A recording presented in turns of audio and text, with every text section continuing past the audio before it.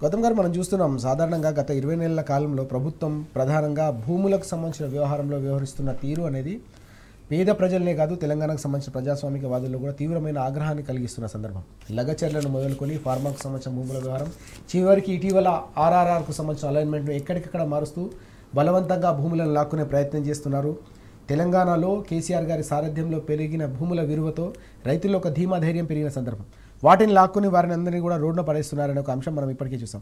అయితే పెద్దలకు సంబంధించిన భూముల వ్యవహారం ఎక్కడైనా తీసుకోవాల్సి వస్తే మాత్రం పూర్తిగా వారి చుట్టూ ప్రదక్షిణలు చేస్తున్నారనే అంశం, వారి విషయంలో ఒక మెతక వైఖరి అవలంబిస్తున్నారనే వార్త కూడా ఈరోజు మనకు కనిపిస్తోంది. ఎట్లా చూడాలి ప్రభుత్వం ఈ అంశాన్ని, ప్రధానంగా ఈ ఫ్లైఓవర్కు సంబంధించి కేబీఆర్ పార్క్ ఫ్లైఓవర్కు సంబంధించిన వ్యవహారంలో ప్రభుత్వం అనుసరిస్తున్న తీరు? అందరికీ నమస్కారం.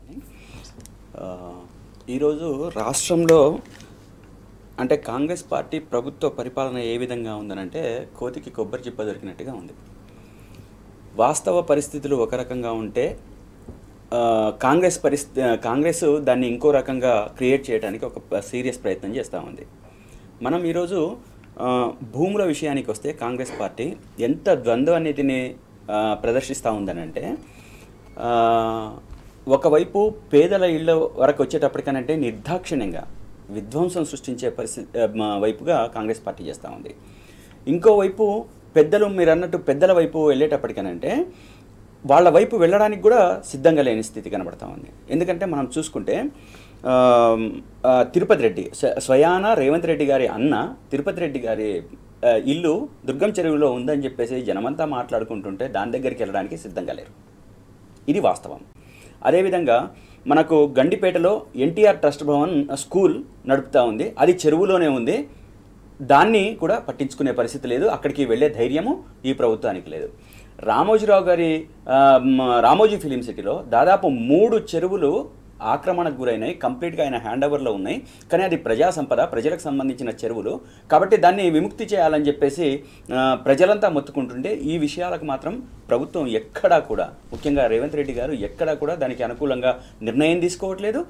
ఆ నిర్ణయానికి తగ్గట్టుగా ముందుకెళ్ళడానికి వాళ్ళు ప్రయత్నం చేయట్లేదు. అంటే వాళ్ళు వ్యవహరిస్తున్న తీరు ఏంటంటే వాళ్ళు సేఫ్గా ఉండాలి, ప్రజలు ఏమైపోయినా పర్వాలేదు, వాళ్ళ ఇల్లు ధ్వంసం కావాలి, ప్రజలు వాళ్ళ బంగ్లాలు మాత్రం చాలా చాలా అందంగా ఉండాలి, బాగుండాలి, అదేవిధంగా వాళ్ళ ఆస్తులు రెట్టింపు చేసుకునే స్థితిలో ఉన్నారు తప్పితే ప్రజలకు ఉపయోగపడే విధంగా లేరు. ఒక్కొక్క ఇంటి దగ్గర మనం నిన్న చూసుకుంటే హైడ్రా కూల్చివేతలు చూసిన తర్వాత అసలు చిన్న చిన్న పిల్లలు వాళ్ళ ఇంట్లో వాళ్ళ అమ్మ నాన్న వంట వండలేరు, తినకుండా కూర్చున్నారు.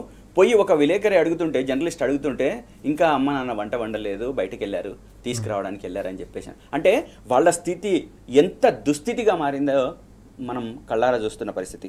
అదేవిధంగా లగచర్ల విషయం తీసుకోండి. లగచర్లలో 100,000 ఎకరాలని మా ప్రభుత్వం తీసుకునే క్రమంలో అక్కడ ప్రజలే స్వయంగా తిరుగుబాటు చేసిన పరిస్థితి.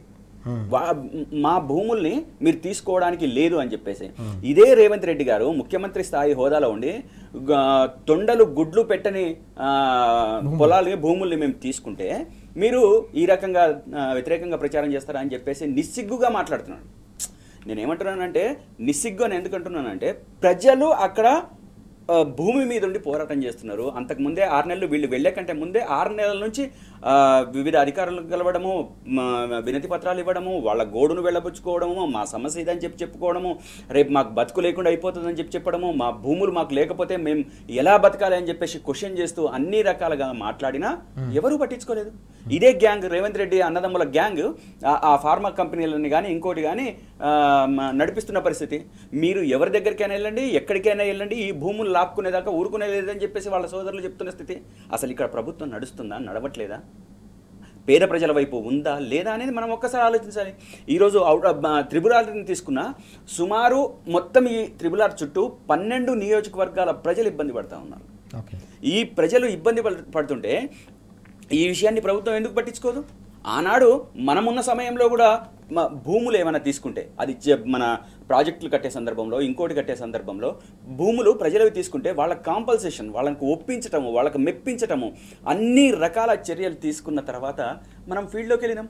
అయినా కొన్ని వ్యతిరేకతలు వచ్చినా వాడిని ఎట్లా మణిగింప చేయాలి, వాళ్ళని ఎట్లా కన్విన్స్ చేయాలి. మన తెలంగాణ రాష్ట్రం ఇప్పుడే మన చేతికి వచ్చింది, మనం దీన్ని అభివృద్ధి పదంలో నడిపించడం కోసం మనం ఎటువంటి కృషి చేయాలని చెప్పేసి ఆనాడు కేసీఆర్ గారు తీవ్రమైన కృషి చేసి ప్రజలకు ఎటువంటి ఇబ్బందులు లేకుండా వాళ్ళకు మెప్పించే విధంగా పరిపాలన కొనసాగిస్తుంది. ఈరోజు ఒక దగుల్బాజీ ప్రభుత్వం కాంగ్రెస్ రూపంలో వచ్చి ప్రజలను నట్టేయటం వస్తుంది, వాళ్ళ జీవితాల్ని ధ్వంసం చేస్తుంది, వాళ్ళకు బతుకు తెరుగులు లేకుండా చేస్తుంది. ఈరోజు హైడ్రా చూడండి, మీరు ఆంటిలియా అని చెప్పేసి ప్రాంతంలో ఒక రోడ్డు తవ్వారు. ఈ రోడ్డు తవ్విన దాంట్లో అంతకుముందు అక్కడ రోడ్డు లేదు, కానీ వాళ్ళ ఒక పెద్దల వెంచర్లోకి పోవడం కోసం ఈ రోడ్డే ఉపయోగించుకుంటున్నారు. అంటే ఈ రోడ్డు మార్గం అనేది ముందుకెళ్తున్నారు కాబట్టి ఈ రోడ్డు మూసేస్తే ఆ వెంచర్ని మనం ఓపెన్ చేసుకోవచ్చు అని చెప్పేసి ప్లాన్ చేసుకున్నారు. దాంట్లో సుమారు దానికి కొంచెం ముందుకెళ్ళిన తర్వాత ఒక పెద్ద అపార్ట్మెంట్ ఉంది.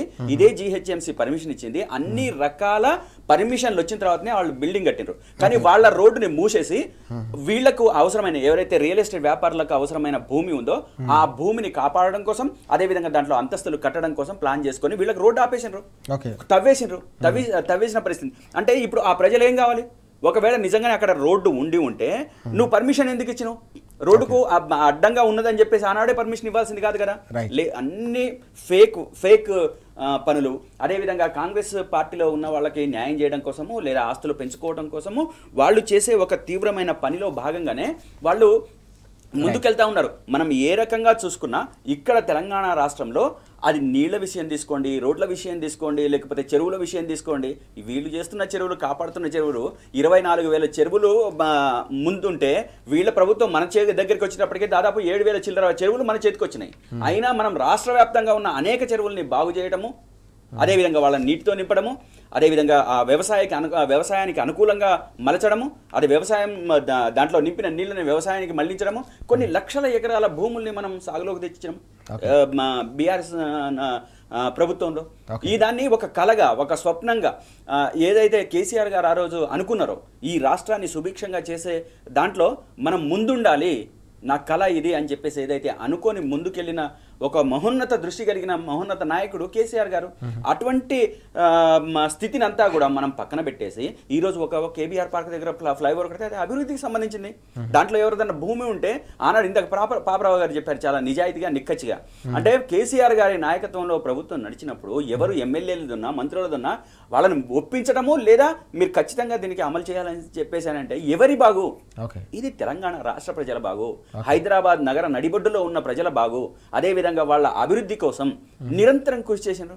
ఆ నిరంతర కృషిలో భాగంగానే ఎవరు కొంచెం అలిగినా, లేకపోతే భయపడ్డా, లేకపోతే ఇవ్వమని చెప్పినా, అంటే కోట్లాది రూపాయల ఆస్తులు పోతున్నాయని భయపడి వాళ్ళకి కన్విన్స్ చేసుకున్నారు. ఎందుకోసం? అది మన రాష్ట్రం, మన తెలంగాణ, మన ప్రజలు, మనం అభివృద్ధిలో ముందుకెళ్ళాలి అని అంటే మనం కొన్ని త్యాగాలు చేయక తప్పదని చెప్పేసి కన్విన్స్ చేసిన పరిస్థితి. కాబట్టి ఈ విషయాలన్నింటినీ మనం పరిగణలో తీసుకున్నప్పుడు ఈరోజు కాంగ్రెస్ ప్రభుత్వం అనేది ఈ రాష్ట్రంలో పరిపాలన చేయట్లేదు, లూటీ చేస్తూ ఉంది, దగులుబాజీతనాన్ని ప్రదర్శిస్తూ ఉంది, ప్రజల జీవితాలని ధ్వంసం చేస్తుందని చెప్పేసి అయితే మనం ఖచ్చితంగా చెప్పచ్చు.